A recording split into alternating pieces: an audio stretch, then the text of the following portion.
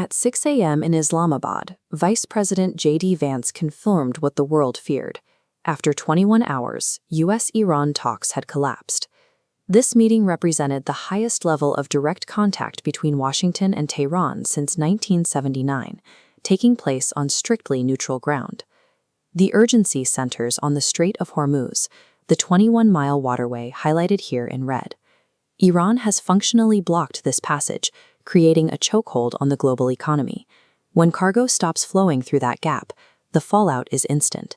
Global supply chains fracture, fuel prices spike, and the entire Middle East edges toward open warfare. Getting these two adversaries into the same room was an immense diplomatic feat. Western analysts credited Pakistan for achieving a logistical and political miracle just by initiating the dialogue. But despite the crushing economic pressure and the perfect diplomatic stage, the process crashed abruptly. The failure traces back to a profound mismatch in the specific individuals the United States chose to the negotiating table. Iran arrived with a 71-member delegation prepared for a slow trust-building process. The United States sent J.D. Vance, flanked by Kushner and Steve Witkoff. Reporters noted a jarring contrast. While Vance appeared exhausted announcing the failure, Kushner and Witkoff stood in the background, smiling and comfortable. Both men possess limited diplomatic backgrounds, but hold massive billion-dollar private investment ties to Saudi Arabia's sovereign wealth funds. Their personal and political networks are also deeply aligned with Israeli security goals, a framework where a diplomatically isolated Iran is often a primary objective. That same lack of focus extended all the way to the top.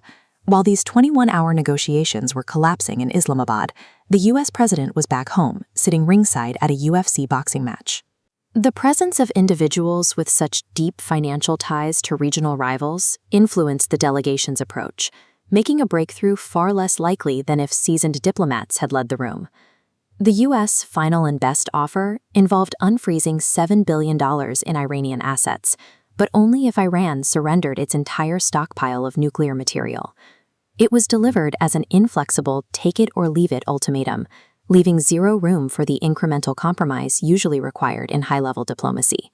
Iran rejected it. Burned by previous treaty collapses, their diplomats insisted on concrete security guarantees that the U.S. would not simply walk away from the deal in the future.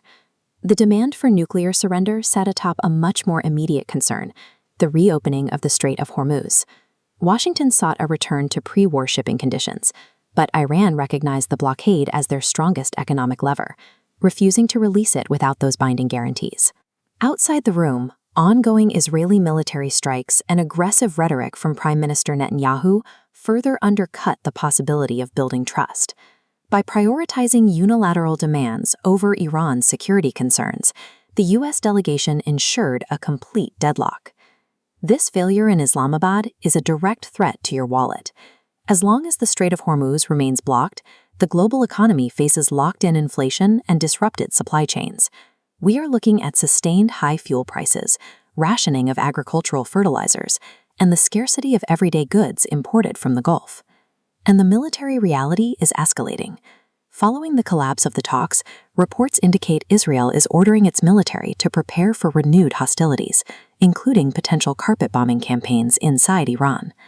There is exactly one sliver of hope.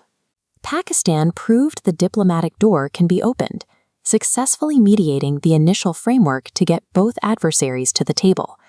Enough points were agreed upon behind closed doors that there may be an opportunity for another round of talks in the near future, but the math remains brutal.